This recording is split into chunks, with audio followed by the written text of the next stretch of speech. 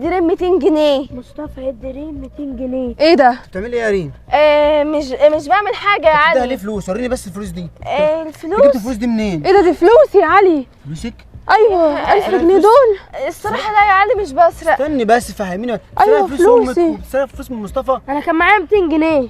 هي دي كده. بتسرقي فلوس يا ريم؟ والله يا واحنا علي. علمناكي تسرقي؟ يا علي واحنا والله. بنقصر معاكي في حاجه؟ يا علي والله العظيم ما كنتش بسرق. بص انا لقيت البتاعه دي واول ما بحطها في وش حد بيتثبت وباخد مني اللي انا عايزاه. يعني ايه يعني؟ وانا طب ما ده مش صح برضه يا ريم. افترض ان كلامك صح، يعني تسرقي؟ ينفع تعملي كده؟ انا اسفه يا علي. انا اسفه؟ اعتذر لمصطفى.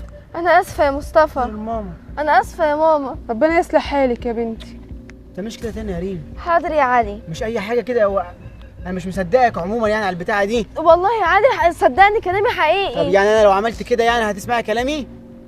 هو انا يعني لو عملت كده تسمعي كلامي؟